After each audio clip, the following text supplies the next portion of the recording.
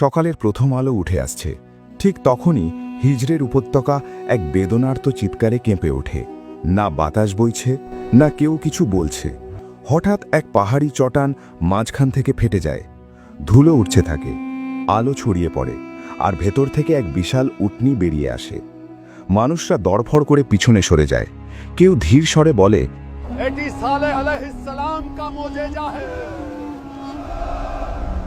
আজ যে জাতি তাদের অহংকার আর অত্যাচারের কারণে ধ্বংস হয়েছে, তাদের মাঝে কিছু মুমিন যারা হজরত হুদ আলাইহিস সালামের কথা মানে, আল্লাহ তাদের বাঁচিয়ে রেখেছেন। আযাবের পর বাতাস একদম নীরব ছিল। উপত্যকায় শুধু ভাঙা বাড়ি আর বাতাসে আযাবের ধোঁয়া। বেঁচে থাকা মানুষগুলো একে অপরকে দেখে বলে, শুকরিয়া যে আমরা হুদ আলাইহিস সালামের দাওয়াত মেনে নিয়েছি, না হলে আল্লাহ আমাদের ধ্বংস করে দিতেন। এই মুমিনরা ওয়াদি আজ ছেড়ে অন্য জমির দিকে রওনা হয়েছিল। সফরটা দীর্ঘ, কঠিন আর যন্ত্রণাদায়ক ছিল, কিন্তু তাদের বংশ নতুন জমির খোঁজে ছিল, পানি, সমৃদ্ধি আর শান্তির জন্য। কফিলা নাজড আর হিজাজের পাহাড়ি পথ দিয়ে এগিয়ে গেল। তারপর একটা প্রায় বসতি স্থল পেল, আল উলালা, যেখানে পানির উৎস ছিল, বাগান ছিল আর দারুণ জারখেজি। এখান থেকেই তাদের বংশ বাড়তে শুরু করলো। এখান থেকে তাদের জাতি এগিয়ে যেতে লাগলো, আর তারপর তাদের সন্তানরা পৌঁছে গেল ওয়াদি উল হেজর, যাকে আজ মাদায়েন সালে বলা হয়। এখান থেকেই সমুদ জাতির শুরু। সমুদের বংশ ছিল এক অসাধারণ বংশ। আল্লাহ তাদের দিয়েছেন শক্তিশালী দেহ, বুদ্ধিমত্তা, কারিগরি দক্ষতা, পাথর খোদাই করার অসাধারণ ক্ষমতা এবং বাস করার জন্য প্রাকৃতিক পরিবেশ, সবকিছু। তারা পাহাড়ের ভিতরে পুরো শহর গড়ে তুলত। এমন ইমারত যে দেওয়াল সোজা, উঁচু স্তম্ভ আর নকশা নিগার দেখে আজও মানুষ অবাক হয়ে যায়। কোরআনের মতে তারা সমতলের মধ্যে প্রাসাদ বানাতো আর পাহাড় খোদাই করে বাড়ি বানাতো। তাদের সমাজে শাসন ব্যবস্থা ছিল রাজসিক। বাজারগুলোতে আলো আলোয় ভরে উঠত। বাণিজ্য, শব্দ আর রাতে মশাল জ্বলে ওঠে। উপত্যকায় ছিল বাগান, খেজুরের মিষ্টি গন্ধ ভরেছিল সমতল জমি। কিন্তু তারপর দানের কৃতজ্ঞতা ভুলে আমরা আমাদের শক্তি ও বুদ্ধি দিয়ে এই সব তৈরি করেছি। আমাদের মতো শক্তিশালী কেউ নেই। যখন শক্তি ভুল পথে নিয়ে গেল, আমরা পাহাড় কেটে বাড়ি বানিয়ে ফেলি। আমাদের সামনে কেউ টিকবে না। আমাদের শক্তি আল্লাহের মতো, কে আছে আমাদের থামানোর? তাদের মন কঠোর হয়ে গেল। পাহাড়ে খোদাই করা মূর্তিগুলোকে দেবতা বানিয়ে ফেলল। আল্লাহকে ভুলে প্রাকৃতিক শক্তিগুলোকে ডাকার শুরু করল। আল্লাহ মহান শক্তি দাও। নিজের শক্তি, ধন সম্পদ আর পাহাড় খোদাই করার ক্ষমতায় এত গর্ব করো। আমাদের চেয়ে শক্তিশালী আর কে আছে এই পৃথিবীতে? দুর্বলদের ওপর জবরদস্তি, তাদের অধিকার কেড়ে নেওয়া আর সর্দারদের ইচ্ছাকে আইন মনে করা, এই সব কিছু এমনই। মনে করো কেউ আল্লাহর আইন ছেড়ে আমাদের কথাই আইন, আমাদের কেউ প্রশ্ন করতে পারবে না। আর তারপর নিজেকে সেই আইন থেকে চিরকাল ছাড়পত্র দেন। এটা সবকিছু একদম অদ্ভুত লাগছে। দুঃখিত। সমুদের জাতিতে অবাধ্যতা, অপমান এবং পাপ খুবই সাধারণ ছিল। তাদের একটা বিখ্যাত বাক্য ছিল, আমরা পাহাড় কেটে বাড়ি বানিয়ে ফেলি। আমাদের সামনে কেউ টিকবে না। আমাদের শক্তি আল্লাহের মতো, কে আছে আমাদের থামানোর? তারা ওইসব নিয়ম কানুনকেই নিজেদের শক্তি মনে করতে লাগলো। তারা ভুলে গেল যে আল্লাহই দেয়, আল্লাহই নিয়ে নেয়। এই লেহাজে ওই উপত্যকায় উবায়েদ বিন মাস্কের বাড়িতে এক উজ্জ্বল শিশুর জন্ম হলো। সালে আলাইহিস সালাম ছোটবেলা থেকেই কোমলতা, বুদ্ধিমত্তা, চাচা আমাকে দিন, আমি সাহায্য করি। চিন্তার গভীরতা আর সৎপথের প্রতি ভালোবাসা নিয়ে বড় হয়েছিল। সবকিছুর ময়লা ও অসঙ্গতি তার মধ্যে স্পষ্ট ছিল। জাতির বয়োজ্যেষ্ঠরা প্রায়ই বলতেন, এই ছেলেটা সাধারণ নয়, তার কথায় অনেক গভীরতা আছে। যখন সে তরুণ হয়েছিল তখন তার মনোভাব একদম আলাদা ছিল। পৃথিবীর আড়ম্বর তাকে আকর্ষণ করত না। সে একা সময় কাটিয়ে আল্লাহকে স্মরণ করত। তারপর এক রাতে আল্লাহ তাকে নবুয়ত দান করলেন। সালেহ আলাইহিস সালাম তার গ্রামে গেলেন এবং লোকজনকে বললেন, হে আমার কওম, এক আল্লাহর ইবাদত করো।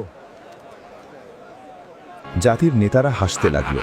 তারা বলল, কাল পর্যন্ত তো তুমি আমাদের বন্ধু ছিলে, আজ কি বলছো? আজ তুমি আমাদের উপাস্যদের থেকে বিরত রাখছো। আমরা তো তোমাকে সৎ মনে করতাম। এখন তুমি আমাদের সেই সব জিনিস থেকে বিরত রাখছো যা আমাদের পূর্বপুরুষদের থেকে চলে আসছে। সালেহ আলাইসাল্লাম ভালোভাবে বোঝালেন, এই উপত্যকা, এই বাড়িগুলো, এই প্রকৃতি আল্লাহর দান। কৃতজ্ঞতা জানাও, শিরক করো না। কিন্তু জনগণের প্রতিক্রিয়া ছিল, বাজে কথা বলো না। যদি তুমি সত্য নবী হও তবে আমাদের এক নিশিয়ানি বা মুজিজা দেখাও। এই পাহাড়ের ভিতর থেকে একটা জীবন্ত উটনি বের করে দেখাও, তখন আমরা বিশ্বাস করব। সালেহ আলাইসাল্লাম সেসব মানুষের সঙ্গে ওই পাহাড়ের কাছে গিয়ে আল্লাহর কাছে দোয়া করলেন, হে রব, তুমি সাক্ষী, তোমার নিদর্শন প্রকাশ করো। তখন উপত্যকার রং বদলে গেল, পাহাড় মাঝখান থেকে ফেটে গেল, আলোর তরঙ্গ সবাইকে অবাক করে দিল। আর তারপর একটা বিশাল উটনি পাহাড় থেকে বেরিয়ে এলো। ওটা সাধারণ উটনি ছিল না, কোরআনে ওকে বলা হয়েছে নাকাতুল্লাহ, আল্লাহর উটনি, আর আয়াত একটা নিদর্শন। এটি সালেহ আলাইহিস সালাম কা মুজিজা হে।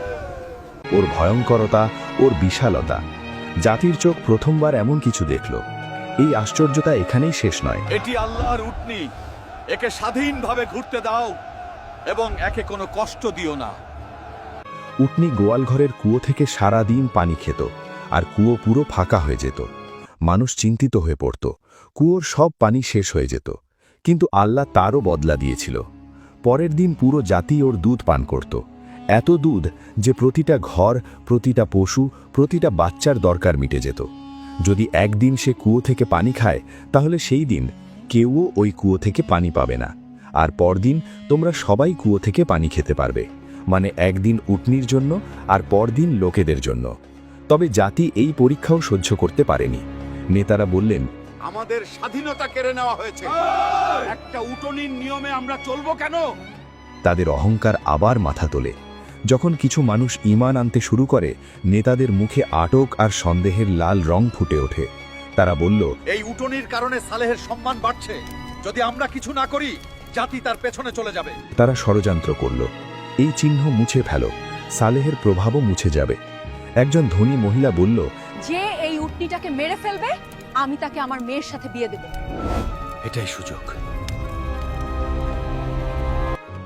আজ রাতে এই উটনি বাঁচবে না।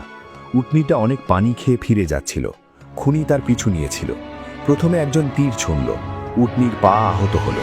তারপর সবাই হামলা করল, আর একবার আঘাতে ওই নিদর্শনটাকে মেরে ফেলল। লোকজন চিৎকার করে উঠল, আমরা এই উটনিটাকে মেরে ফেলেছি, এখন সব পানি আমাদের। এটাই ছিল সেই অপরাধ যার জন্য আযাবের ঘোষণা ছিল। সালেহ আলাইসাল্লাম এলো, তাদের মুখ ফ্যাকাশে, চোখে জল। তোমরা আল্লাহর নিদর্শনকে মেরে ফেলেছো, এখন আল্লাহর আযাবের অপেক্ষা করো। এখন তোমাদের কাছে শুধু 3 দিন চলছিল, আমাদের কিছুই বোঝা যাচ্ছিল না। কিন্তু তারপর শাস্তির কাউন্টডাউন শুরু হলো। প্রথম দিন মুখ হলুদ, দ্বিতীয় দিন মুখ লাল, বাতাস গরম, আকাশ লাল, তৃতীয় দিন মুখ কালো। উপত্যকায় মৃত্যুর গন্ধ আমাদের ধরল। আর তারপর ফজরের আগেই আকাশ কাঁপল, পাহাড় দুলল, জমি থেকে ভয়ের আওয়াজ এলো, আর এমন একটা চিৎকার যা হৃদয় ছিঁড়ে দিল। আত্মা শরীর থেকে বের হয়ে গেল, পুরো জাতি নিজের ঘরে উল্টো হয়ে শুয়ে রয়ে গেল।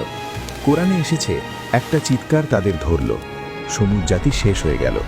সালেহ আলাইসাল্লাম উপত্যকার ধারে দাঁড়িয়ে বললেন, আমি তো তোমাদের বুঝিয়েছিলাম, কিন্তু তোমরা নসিহত পছন্দ করো না।